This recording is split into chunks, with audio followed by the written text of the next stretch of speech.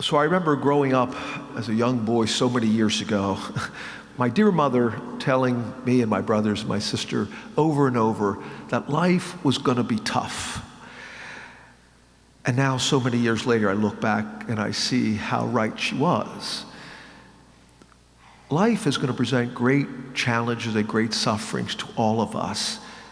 And in those moments, you and I are going to be tempted to despair. And I think today's gospel then is especially worthy of our reflection and our meditation. The Canaanite woman is suffering greatly. As a pagan, she's totally marginalized. She's outside Jewish society. As a woman, she has no legal standing or significance. And lastly, her daughter is tormented by a demon. And so she symbolizes all of us who struggle with so much in our lives. And so let us look to her to see what she does in the face of all of this. She goes to the Lord. She cries out to Jesus, Son of David, have pity on me. The Lord seemingly ignores her. He is silent, and then in response to the disciples, he says that he's only been sent to those of the house of Israel. And again, she symbolizes here so many of us in our suffering. We pray, and nothing happens.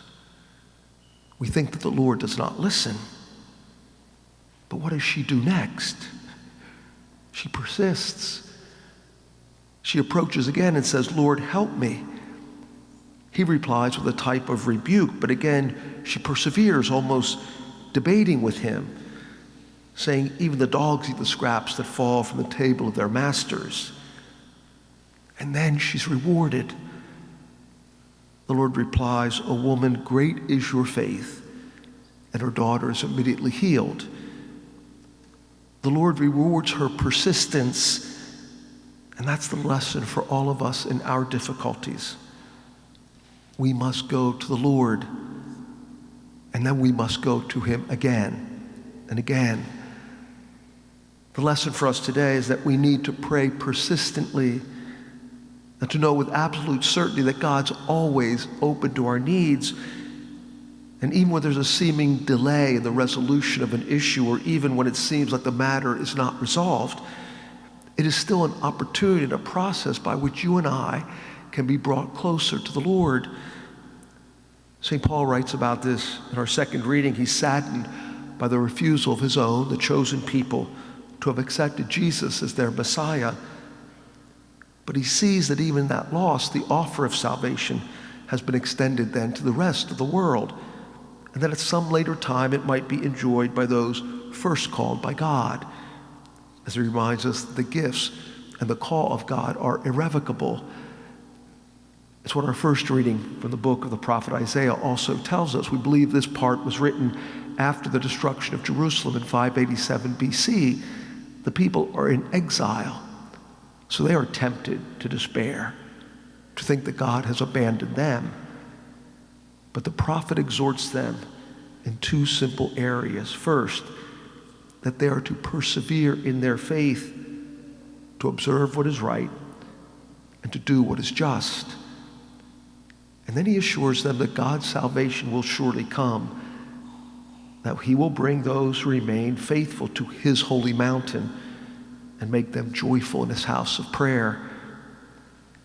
And that's what we are meant to do here. We come here joyfully to this house of prayer. And we bring to the Lord all of our needs, all of our sadnesses and our sufferings. We call out to him. And then, like the woman in our gospel, we encounter him. And even more, we now receive him in the Holy Eucharist. We persist as she did, and we trust, and we hope. And here he comes to us to answer all of our prayers. Maybe not always in the way that we might want, but in a way that gives us more than we could ever hope to have and to grow in our lived communion in him. So as we go through this life, which, as my dear mother taught me, is going to be tough, God always gives us the strength that we need to sustain us in our journey home to him.